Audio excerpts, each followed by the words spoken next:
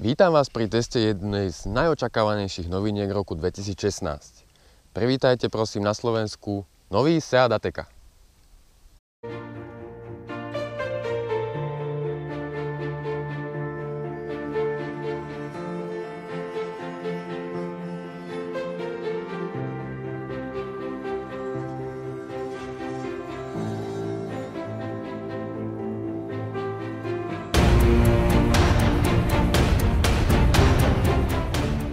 A k dispozícii máme rovno top z ponuky, to znamená výbava Excellence. Auto je poháňané 2-litrovým TDI s výkonom 190 koní, krútiaci moment 400 Nm, pohon 4Drive a o prenos sily sa stará 7-stupňová automatická prevodovka DSG. V prednej časti dominuje veľká maska a masívne logo Seatu, v ktorom je integrovaný radar adaptívneho tempomatu. No každého na prvý pohľad určite zaujme grafika predných svetiel, ktorá je veľmi osobitá a auto spoznať už na veľkú diaľku. Pôsobia štýlovo a majú veľmi dobrú svetelnú účinnosť. Ešte keby sa naučili pri diaľkových svetlách vytieňovať oproti idúce vozidlá, bolo by to dokonalé. Koncepčne vychádza Ateca z Leon. No treba uznať, že aj SUVčku pristanú tie ľahko športové a ostré línie spolu s ochranným oplastovaním. Toto sa dizajnérom naozaj podarilo a auto vyzerá ešte o moc lepšie ako na obrázkoch.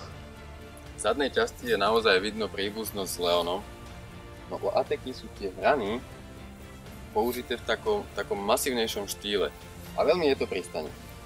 Samozrejmosťou je oplastovanie zadného nárazníka, aby bol v horších podmienkach chránený. A dôkazom toho, že Seat ide s dobou, tak je aj otváranie a zatváranie batožinového priestoru nohou.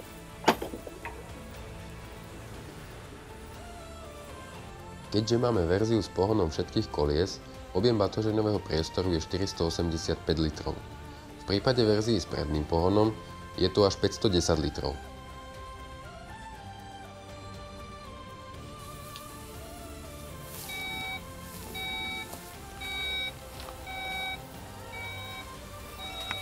Po usadení do sedadiel čalúnených hnedou Alcantarou, ktoré majú mimochodom veľmi dobré bočné vedenie, na vás začne v rytme tlkotu srdca blikať štartovacie tlačítko. Ako by vám tým auto chcelo povedať, že jeho srdce bije pre vás. No inak je interiér z veľkej časti inšpirovaný Leonom. Je tu totožný volant, aj prístroje a ovládacie prvky sú mierne natočené na vodiča.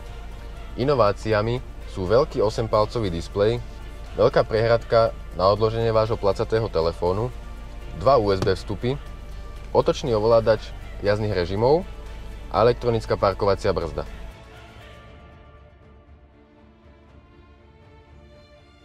Ateca poteší vaše oko aj v noci a úsmev na tvári vyčarí uvítacie osvetlenie. Priestor na zadných sedadlách ma skutočne prekvapil. Vodičovú sedačku mám nastavenú podľa seba, aj tak mám ešte nejakých 5 cm rezervu. Aj keď sa opriem, aj nad hlavou mám ešte rezervu a skutočne tak pohodlné hlavové opierky vzadu, ako sú tu, to už som dlho nevidel. Takže do klubu Alfrede. Pre mnohých sú určite podstatné údaje o svetlej výške. V prípade verzie s pohonom všetkých 4 kolies 4Drive je to 189 mm a v prípade čisto predného pohonu je to 176 mm. Výhodou tohto auta je jeho univerzálnosť. Vďaka pohonu všetkých 4 kolies 4Drive a svetlej výške takmer 19 cm stačí jednoducho zísť cesty a zmeníte svoj všedný deň na zážitok v prírode.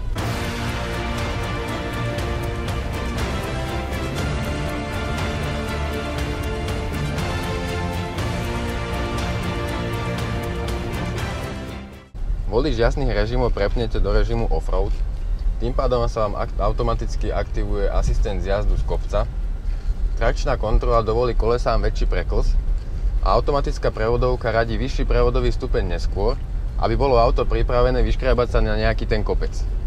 Pohon 4Drive je riadený overenou medzinápravovou spojkou Haldex 5. generácie a hoci boli na aute cestné pneumatiky, poradilo si aj so strmou trávnatou hrádzou.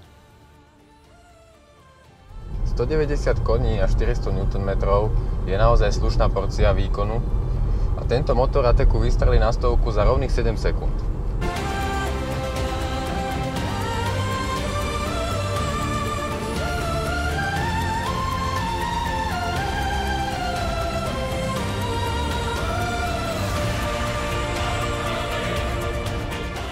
Jazda s týmto motorom je veľmi príjemná a vzhľadom na kategóriu auta bohato stačí. A v kombinácii s dobre naladeným podvozkom, ktorý sa v zákrutách príliš nenakláňa, si s autom môžete naozaj dosť dovoliť aj na zákrutových okreskách. Ale to nie je primárne účel tohto auta. Jeho úlohou je filtrovanie nerovností a pohodlné odvezenie ako v meste, tak aj na diaľnici. A to aj napriek 18-palcovým diskom zvláda na jednotku.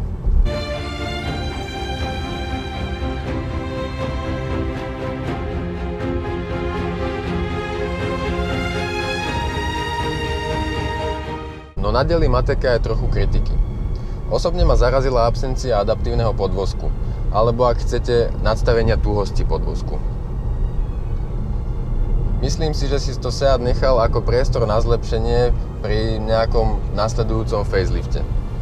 A ešte jedna vec, na ktorú som si musel chvíľu zvykať, je taká mdlá reakcia na plynový pedál. No je to špecifická vlastnosť tejto 7-stupňovej DSG prevodovky. Plynový pedál treba zatlačiť viac, ako ste bežne zvyknutí, aby sa auto začalo tak dynamickejšie hýbať. Ale je to sila zvyku, stačí, že budete chvíľu na tom aute jazdiť a už to ani nebudete vnímať. Priemernú spotrebu výrobca udáva rovných 5 litrov na 100 km.